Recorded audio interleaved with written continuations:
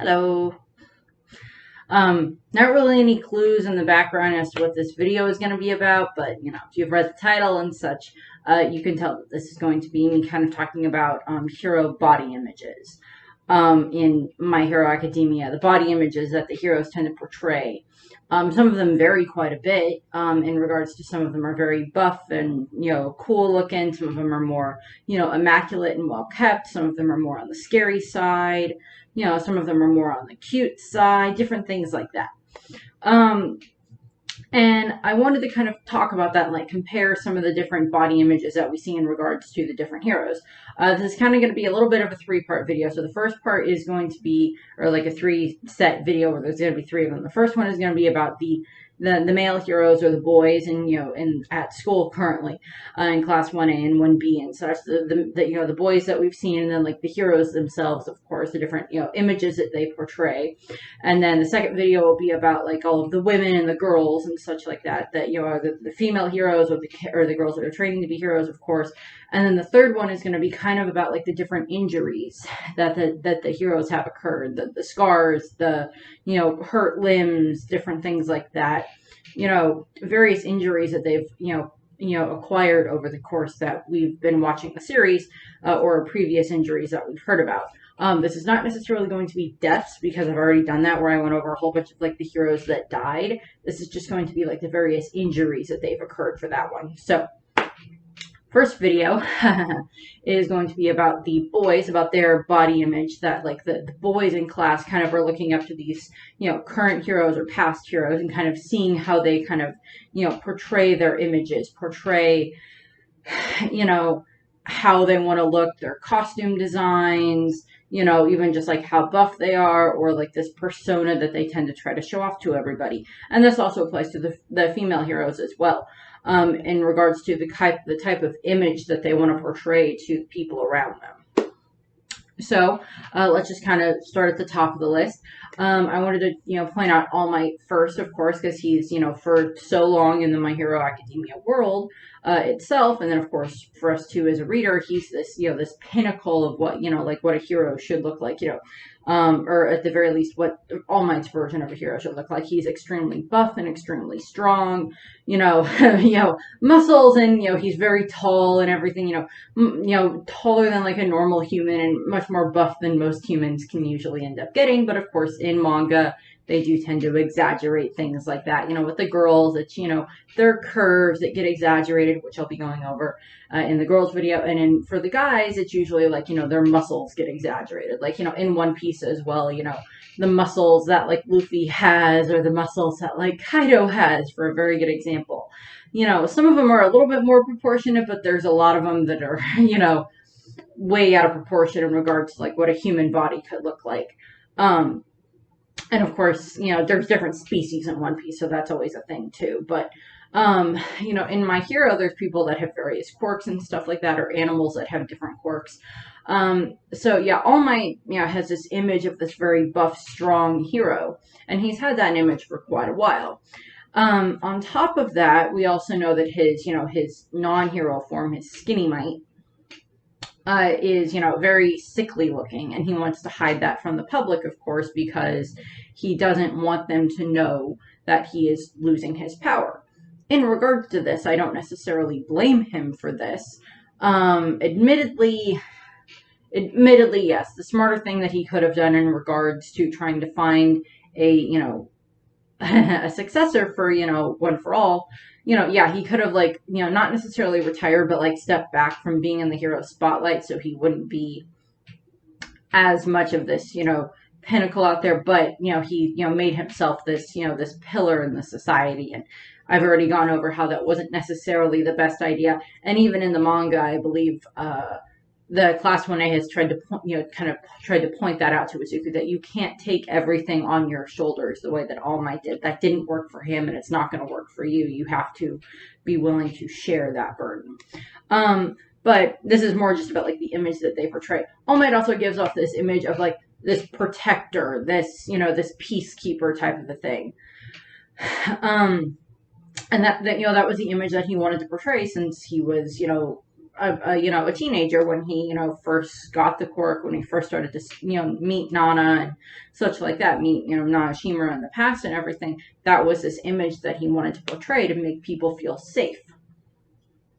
So you can't really blame him for that. He wanted to make people feel safe because in his time frame when he was growing up, he didn't feel safe, and he saw that a lot of people didn't feel safe, and he wanted to change that, and that was this image that he wanted to portray. And then the other side of that is also the big buff image, is also Endeavor.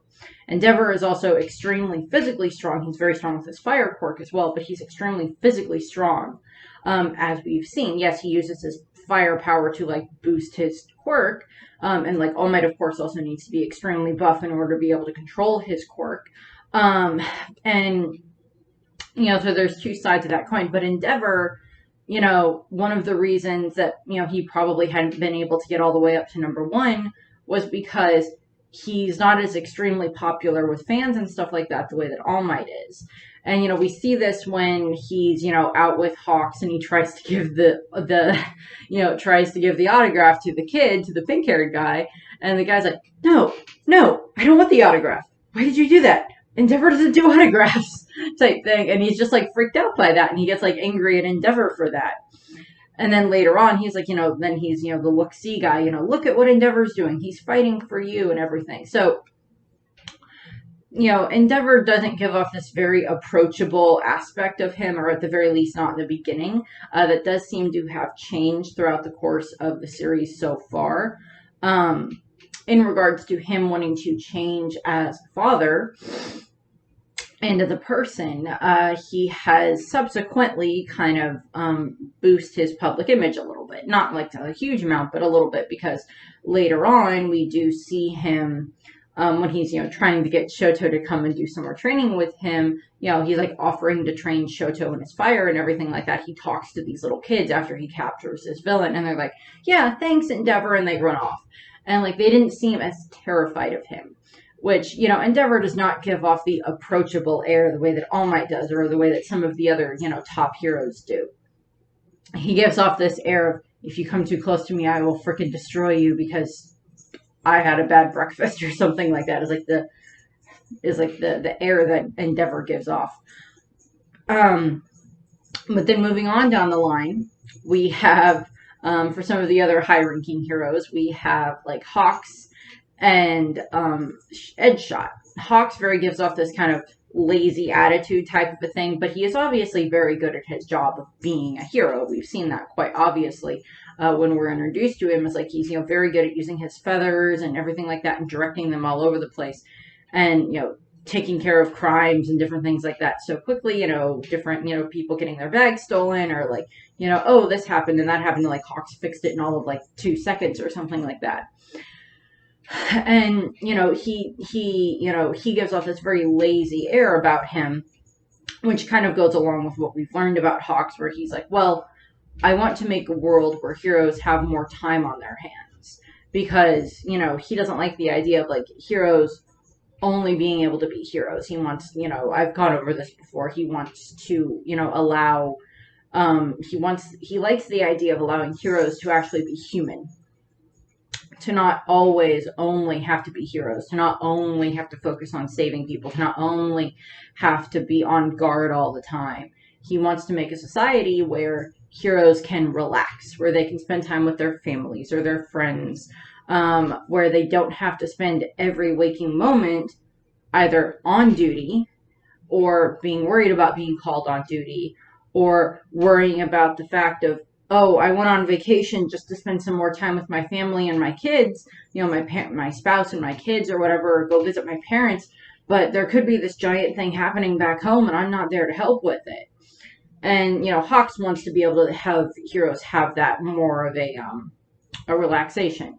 But he also gives off this very cool and calm air about him.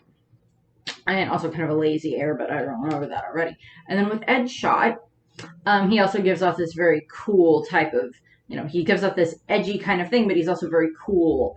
And he seems to be very level-headed. A fair amount of the higher-ranked heroes do seem to be pretty level-headed, which is probably a very good thing to have in a very high-ranked hero. Them being level-headed results in them being able to make better decisions in regards to, oh, you know, this has structural damage already, so I can destroy this building, but I don't want to go after that building because it's fine. Or, you know, being able to direct where their attacks are going or where the villain's attacks are going or try to absorb the attacks so it doesn't hurt anybody else.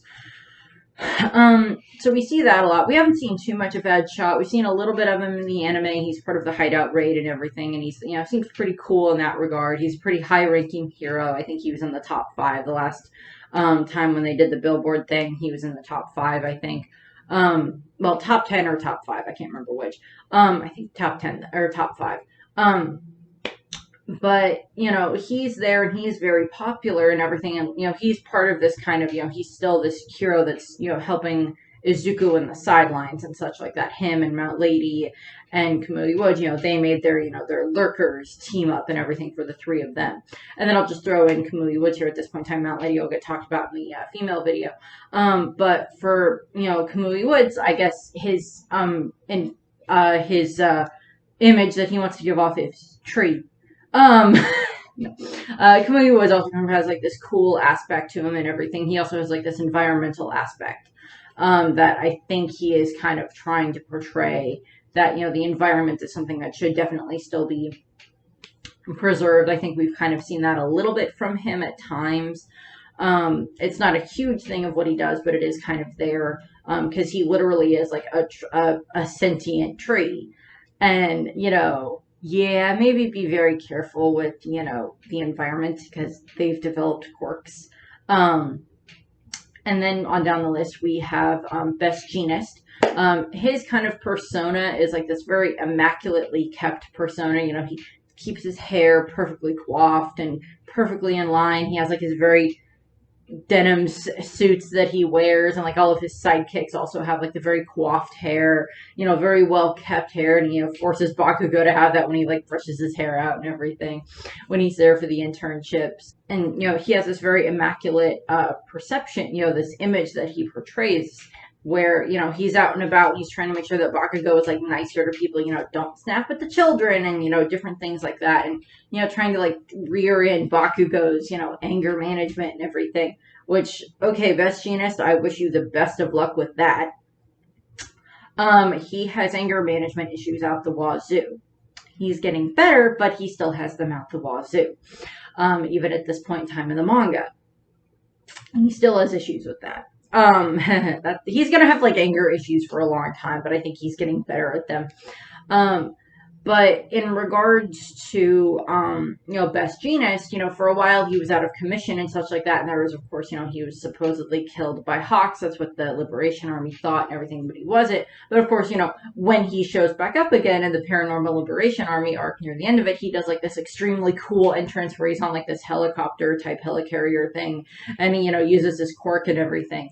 And he still has this awesome entrance. And it's just like, seriously, you like faked your own death with Hawks and this whole concept, and now you're just making this giant entrance and everything about like, yeah, I'm cool and I'm here to save the day.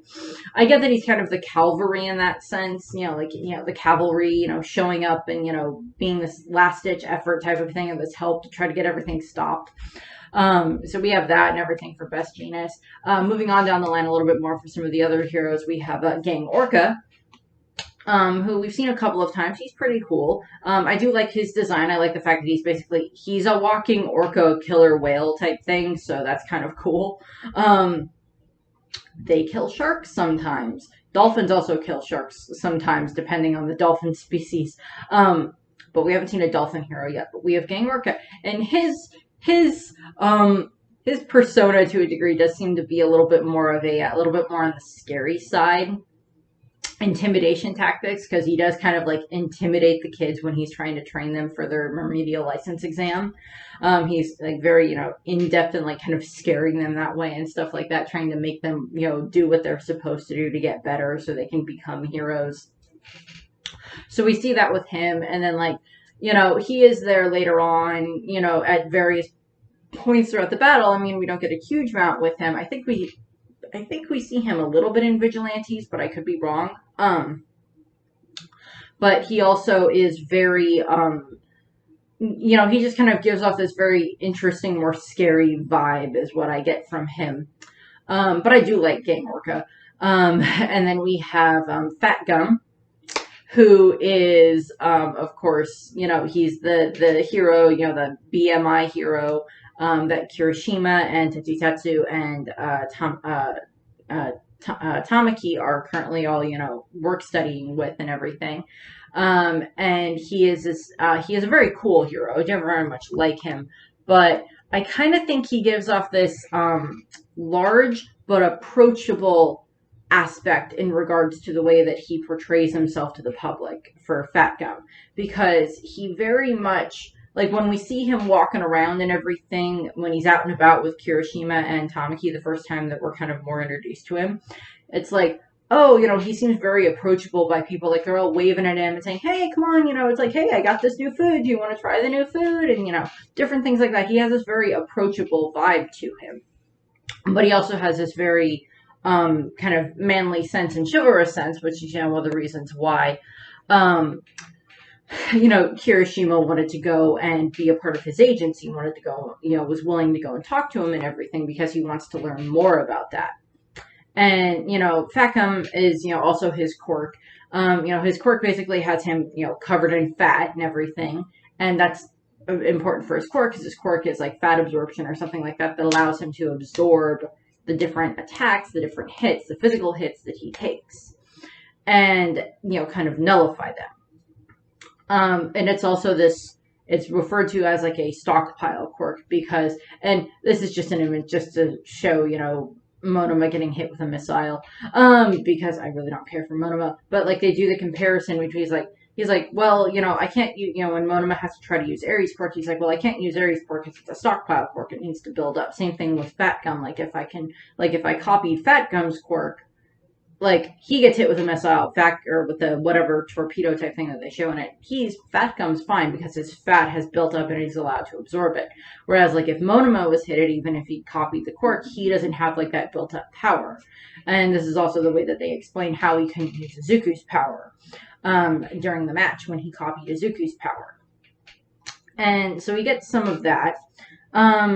And, you know, that implies that, you know, Fat Gum, you know, and we've seen it actually a couple of times now where he, where he will like convert all of that power. Now, I don't remember specifically if he takes the power that he's like accumulated since he started, you know, since his fat got built back up again, and he's like, you know, building it back up, and he's like all the hits that he's occurred, he can then transfer into like a giant, like one giant punch or like a lot of punches in a row. That allows him to then, you know, physically attack an enemy as opposed to just absorbing the attack. Or if it's only within like a certain time frame, like within the past hour, 2 hours, something like that, that he can only release that amount of energy back out after his fat converges into that type of energy and he's able to release it. And then he has a much more buff form. So that implies that Fat Gum, while he is quite large, he is also very strong. But it's his quirk that is designed to be able to help him be that way. So him being this much larger hero makes sense, because he's able to then, you know, have this power to absorb all the, you know, the forces and the hits that he incurs, and then he's able to dish it back out again if he needs to. It takes a lot of energy, but he is able to do it. And he's obviously quite able to build up his fat again rather quickly. And the only reason I put this out is because when we see him in the hospital, after everything that happens with the Yakuza arc, where we see him do this shift. We've also seen him do the shift, I think, at one point in Vigilantes, because Fat Gum is quite apparent in Vigilantes at various points. He's part of that. But he does that shift into the hospital. He's still like all bandaged up and he's still in a skinny form. I think we see him eating. But then by the time that Sir Night Eye's funeral rolls around, he's already big and buff, or, you know, big and, you know, fat up again and everything. So it probably doesn't take him too long to rebuild his, you know, fat reserves and such like that. Momo is kind of similar in that way, but I'll go over Momo with that in the female video for that one. And then I did want to point out Crimson Riot. Crimson Riot is, of course, the hero that Kirishima looks up to. This very, this manly type hero that, is very cool and, kind of like, you gotta keep getting back up again type of a hero. And he's basically Kirishima's inspiration, which is very obvious, and that's very cool for Kirishima. And of course, his name Red Riot is a reference to Crimson Riot, of course. So I do kind of, I don't think it's ever been stated whether or not Crimson Riot is still around. I'm pretty sure he's stated to be retired at this point in time, which wouldn't really surprise me.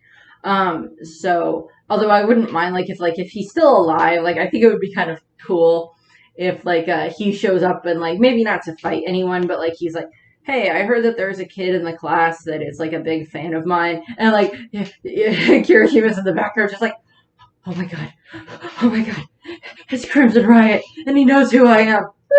Fades. And he's just so happy to meet him. That would be kind of funny.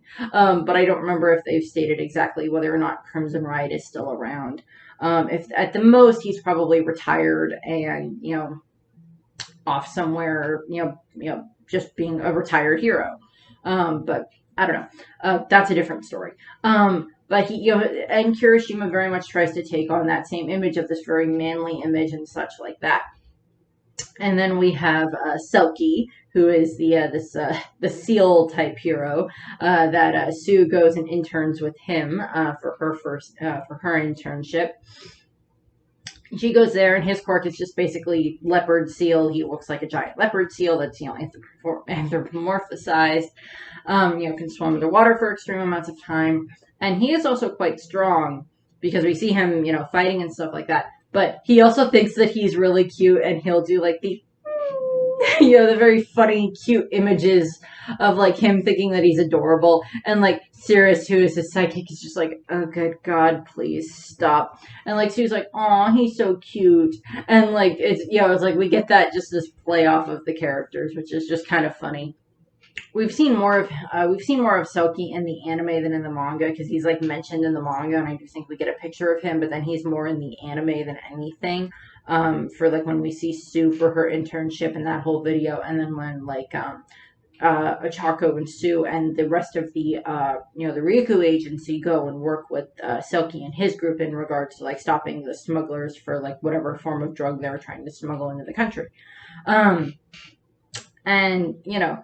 Selkie, is there for that and everything. I think he's part of the hideout, the hospital raid arc, and the paranormal liberation arc.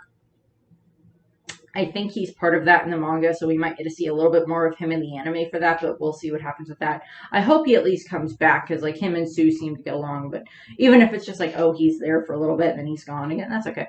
And then I did want to point out Sir Night-Eye, who is, he's passed, of course, unfortunately, but when we first see him, he is this very tall, skinny-looking guy. And, he's quite fast, and he's very good with his quirk in regards to, dodging Izuku and stuff like that when he's, testing Izuku. And he's obviously very, very smart. And he uses that with his quirk. He's very observant, anything even without his quirk.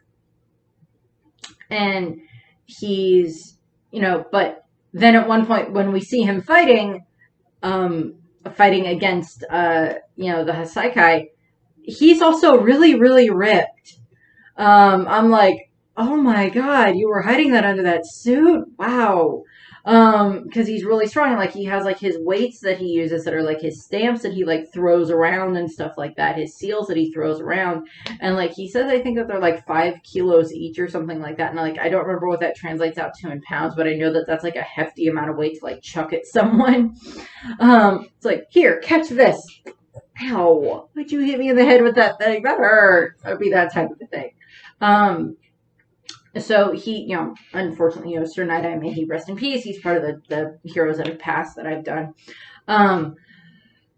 But we'll see what happens. He was very strong in regards to the way that he was able to, fight and everything like that. He's not as buff type strong. He's more the lean and, the lean muscle type strong type of a thing. But he's still quite, defined in that. And he was, excuse me.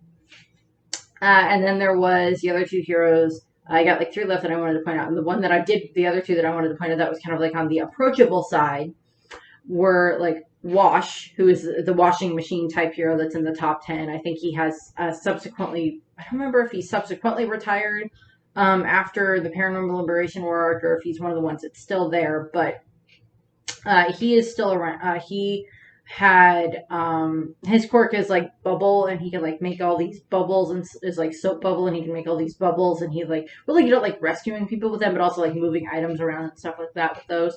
And he was like in the top 10 at the Billboard things and such like that, and he's like dressed like a washing machine, which is kind of funny, because it's like the thing that I like the best is that like all of the heroes are very much involved in designing their own costumes.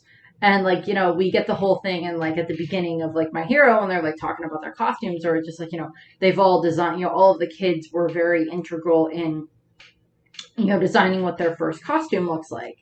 And sending in the designs to the companies that made them.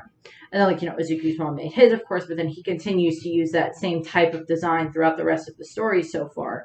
With the ears and the green and everything, with a few upgrades here and there, of course. And subsequently, the different students have, subsequently upgraded their items and their suits and their costumes and such like that into more stuff that they can use, more items and, support items and such like that.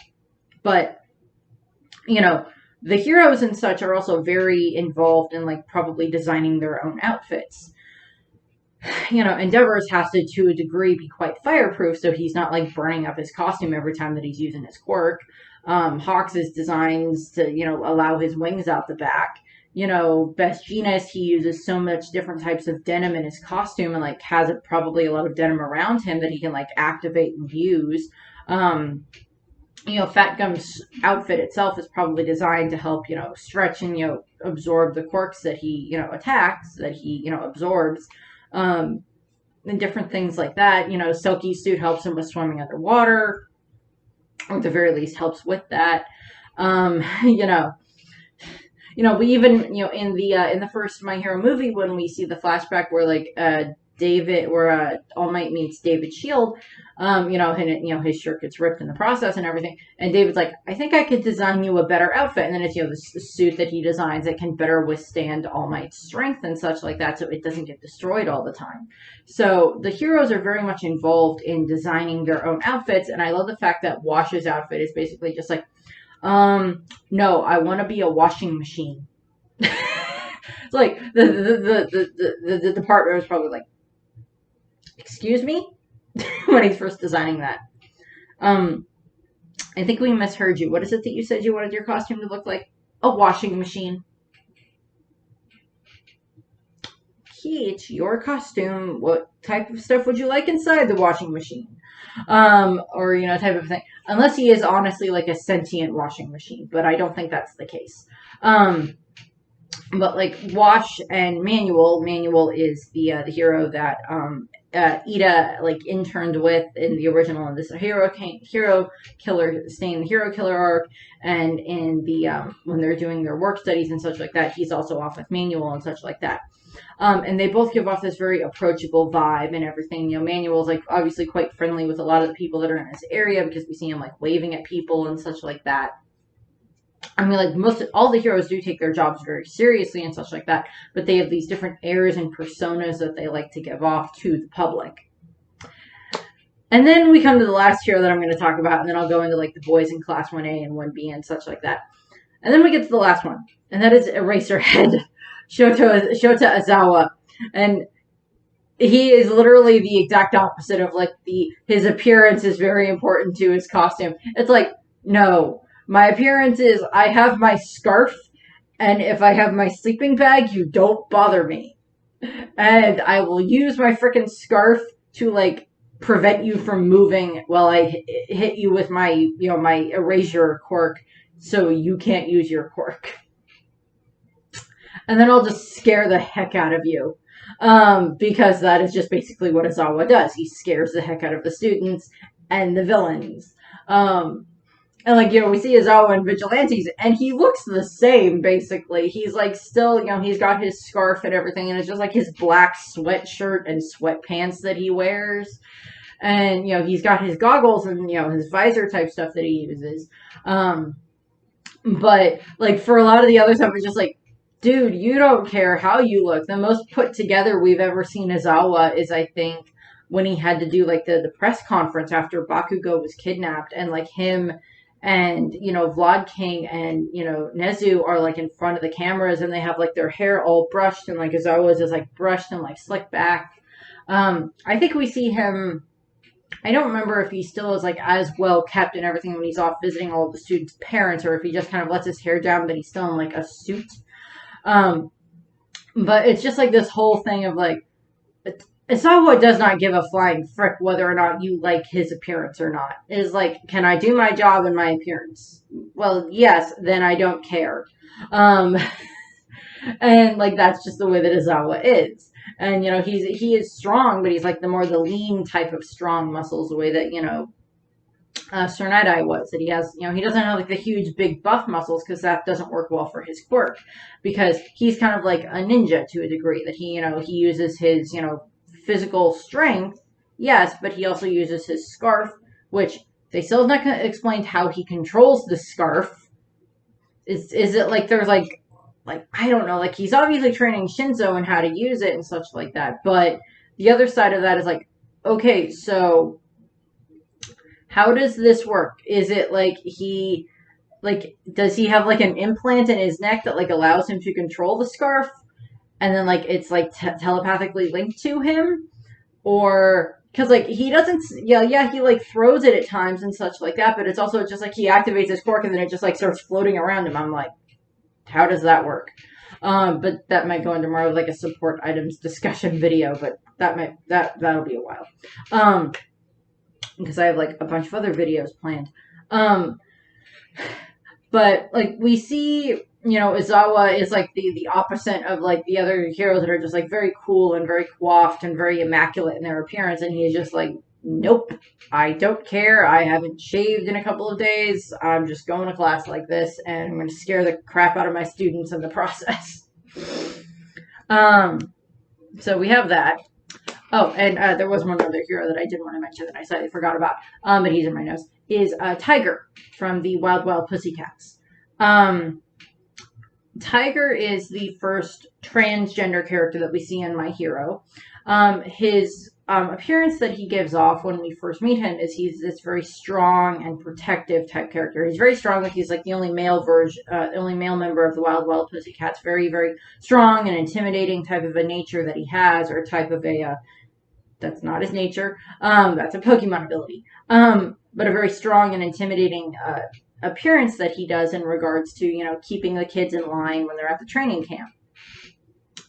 And it's just like this whole concept of like, okay, how are you gonna make this work? It's like, but he's very protective of like Ragdoll and Mandalay and Pixie Bob, and like Coda, because like they're his pack, his pride, his his setup, because they're like this cat type of a setup that they all have, and like those are his family, and he's very protective of them, but he's also very strong in the process and such like that, and he uses that to his advantage, along with his pliability quirk that allows him to like be like rubber, I guess, maybe, I don't know. But he is the first transgender character that is introduced in My Hero Academia. He's a male, or a female to male transgender, so he is born female. And then he went to Thailand years ago. In the story, they say this. He went to Thailand years ago, where he did his transitioning and everything, and he became, got transitioned into a man to more be, so his external appearance and everything would fit better with like his internal, male identity that he had. And the other three Wild Wild Pussycats don't seem to have a problem with that. They might know, but I don't know if it's like this big thing where like, oh, everybody knows that, like, oh, this is like a major thing that was like, oh, he's this transgender hero. But I don't know if that's the thing or not in regards to that. Like, it may be a big thing, and it may also be like some people know, but it's not like it's not part of the branding for the Wild Wild Pussycats, because it may not be as big of a thing as it is, you know, like nowadays if someone's transgender, whereas like, because the My Hero world takes place in the future, it could be that at that point in time, it's not as big of a deal. And the other side of that is, and I will mention this here, is Mag, who is, you know, the former member of the, you know, the League of Villains. You know, she was killed. She is the opposite, so she's the second confirmed transgender character in the series. She identifies as a woman. She was born male. And actually, she also transitioned in Thailand, if I remember correctly, from what I saw in the trivia, that they both transitioned in Thailand, and she transitioned from male into female. And they have encountered each other and fought against each other when, you know, but on opposite sides and everything like that. You know, Mag is unfortunately gone, but she did still mean quite a bit to, like, Toga and Twice and, you know, the rest of the to the rest of the League of Villains, because she was, you know, their friend, and, you know, as close to friendship as I guess the League of Villains can get when it comes to Shigaraki. Yeah. But now I wanted to talk a little bit about, like, the male students that we see, like the different personas that they kind of try to give off. Top of the list would kind of be like Izuku, obviously wanting to, you know, he's this, you know, wants to be this strong presence. He wants to take over for All Might as like the symbol of peace, or the symbol of, you know, victory type of thing. Well, I guess symbol of victory is more like what Kachan wants to be. But Izuku wants to be like the new symbol of peace and such like that. And be able to, you know, show people the same type of, you know, the smile and everything that like All Might did. So we have that with Izuku. And then just for like some of the other students, I just wanted to put these out. For like Aoyama, can't stop twinkling or can't stop sparkling. It's basically, it's just like, I is sparkly and beautiful. Which is just kind of funny. And then we have Tenya, who is, you know, we have Ida, who is like this, you know, this knight in shining armor type setup, which is of course based off of his brother, and that appears to be kind of like a family trait, that their costumes kind of seem to be based off of like knights to a degree. And Ida, you know, wants to give off this, you know, protective, you know, helpful type thing as well. And then we have Ojiro, Kirishima, and Tetsu from Class 1B. And they all kind of give off this very strong appearance. Ojiro doesn't really have like a revealing outfit or anything like that, but like, you know, he has to have his tail available, and he's very good at his martial arts and such like that, and that's why he uses his tail for that quite a bit. And then he also, you know, he's also quite strong in that regard. And Kirishima and Tetsu, both of their outfits are actually to a degree a bit revealing in regards to, like, it shows off their chests and their arms and such like that. And they just have like bracers around their shoulders for the most part. Give or take, you know, what's going on, because their quirks very much involve their body. You know, Kirishima has to be able to harden his body, to be able to, you know, take the quirks and the attacks that are coming at him. And, you know, Tetsu has to be able to, you know, activate his steel quirk so he can, you know, turn into steel. And then, you know, fight that way and have that type of strength. And so we've seen that. And then we also throw Sato into the mix as well with that. With, you know, him having, you know, his Sugar Rush power, of course, makes him quite strong already. But, you know, he needs to work on, you know, making sure that his persona is, you know, not like scary when he gets really strong. You know, when he, you know, eats all the sugar and he gets stronger, he needs to try not looking so scary.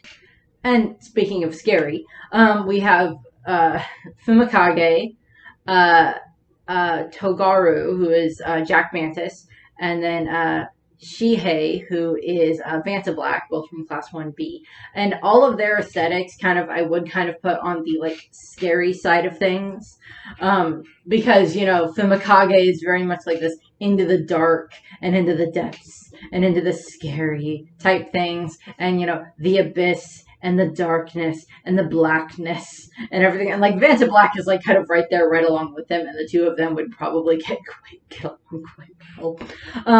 I kind of hope that they do get along quite well later on down the line. They would be, like, a good combination type of thing where, like, you know, kind of a little bit of, like, what they pulled off in the series where, you know, Vanta Black can, like, infect Dark Shadow and, you know, kind of control Dark Shadow. But if they were working together, then, like, it can be, like, you know, Fumikage can send Dark Shadow in and like Vantablack can then like, you know, sneak alongside Dark Shadow and then like infiltrate that way. You know, they send Dark Shadow in to like scare the people, and then like Vantablack like peels off of Dark Shadow and like hides in the shadows and in the black areas. After, you know, Dark Shadow retreats. If it's like he can't get in on his own, he needs to be like snuck in. And like they do kind of give off this scary, edgy type of a thing. And then like Jack Mantis is just in there because like he looks cool. I will give him that, but like he has like the razors on his cheeks, and like his, you know, allows him to like make blades out of his body, you know, pop out of his body, which can be pretty intimidating, I would say, if you don't know what you're getting into. That can be quite scary to a degree. And then we have Rin, who is Dragon Shroud, and then Shida. Sorry if I mispronounced it. He's the giant Wookiee-looking character, and I cannot pronounce his hero name. But I like him. And then we have Jozo,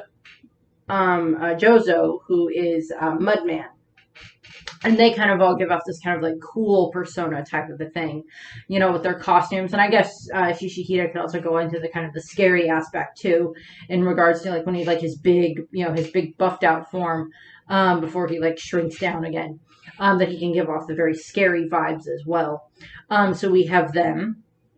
And then in regards to, I also wanted to point out Mirio, who also, like, Mirio's whole idea is he wants to, of course, you know, his hero name is Lemillion. He wants to save 1,000,000 people. And then move on to the next 1,000,000 once he saved the first 1,000,000. And Mirio is going to be an amazing hero. And, of course, in the manga at this point in time, he's got his quirk back. Spoiler alert, I guess. But he's got his quirk back because of Eri. And, you know, he's back to, you know, being able to help and everything. And he wants to also give, you know, hope is also this thing that Mirio wants to show off.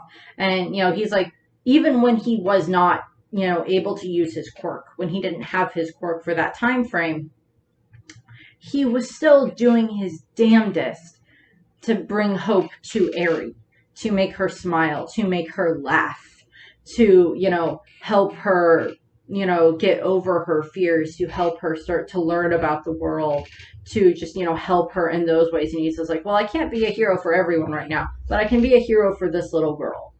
And, like, Izuku is kind of the same way.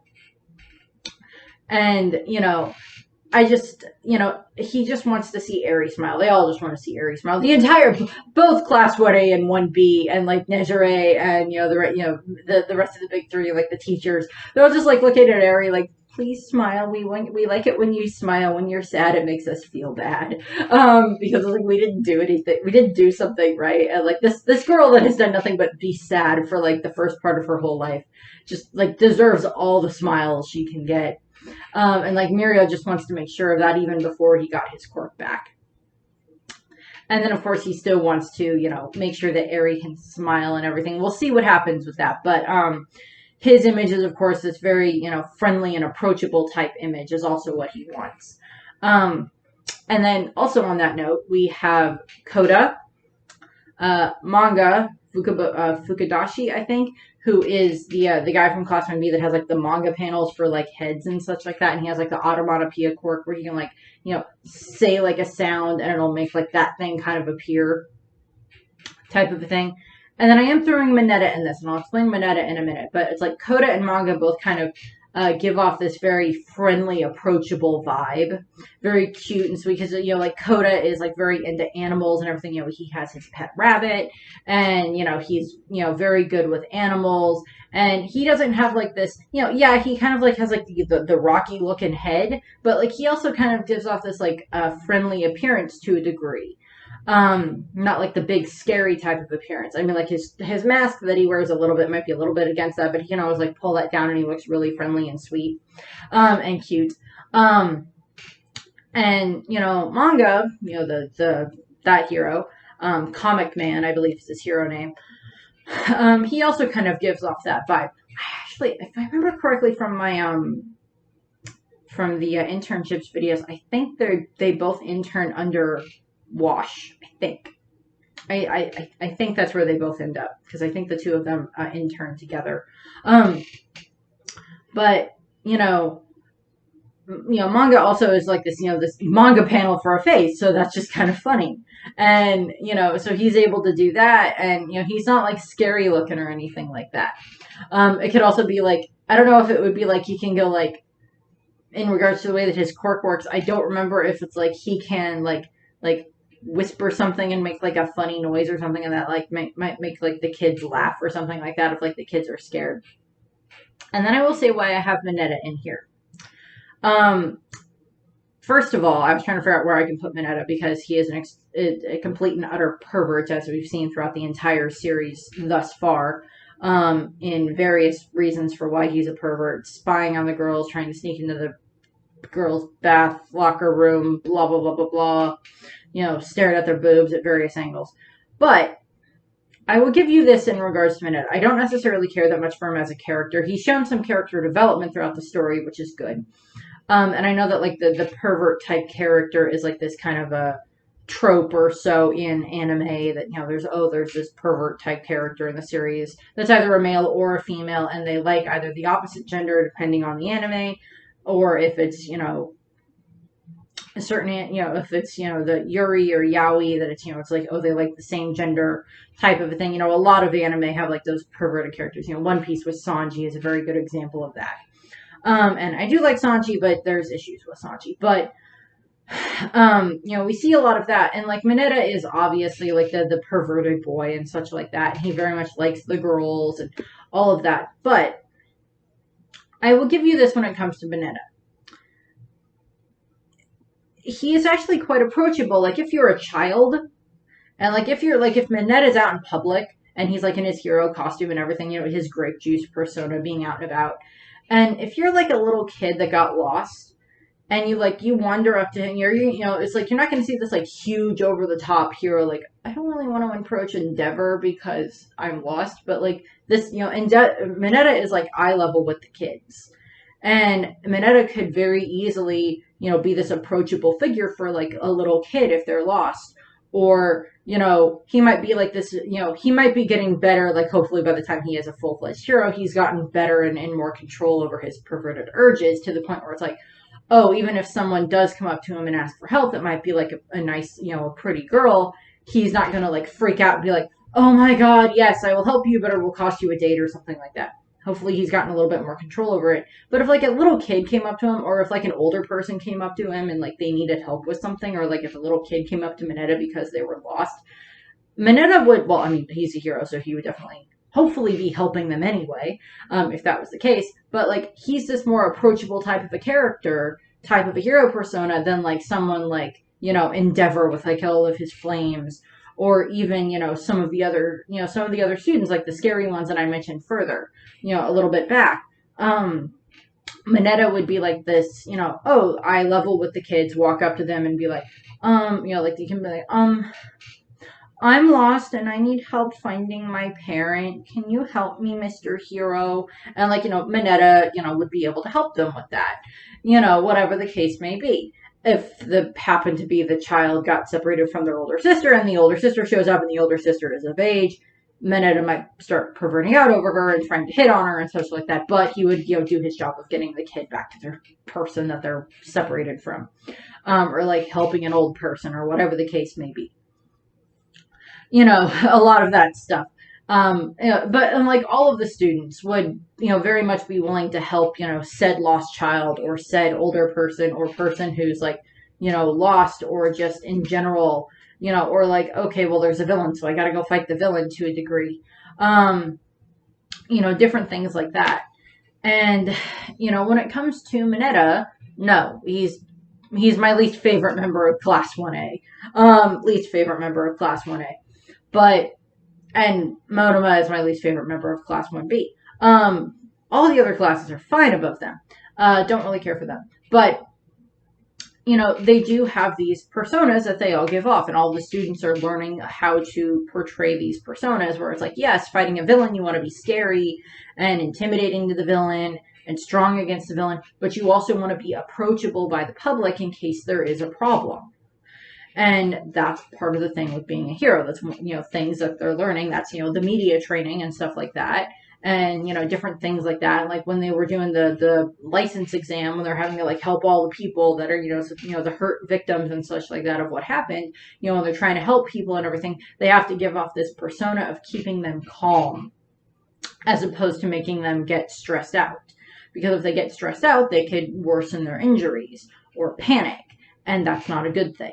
So, you know, we get all of that in regards to the way that the, you know, the heroes interact with the public. And I'll be going over some similar things to this when it comes to the girls in the next video about the hero body images. And then I'll be doing, you know, like the video where I kind of go over the injuries list to a degree that we've gotten from the heroes, unfortunately, throughout the course of the mangas and the anime. So that's what I have for you there. I hope that you enjoyed the video. If you had any comments on like, oh, if I skipped your favorite hero, you know, or like whatever heroes you thought would also be like, oh, these ones would also be kind of scary or kind of cool, or, you know, the more immaculate image, or like the strong image, or like the manly image, or like, you know, approachable image to a degree. Because there's other heroes, of course, that have the approachable image. These were just the ones that I wanted to point out. So I thank you very much for watching. I hope you enjoyed the video, and I hope you have a nice rest of your day. Bye.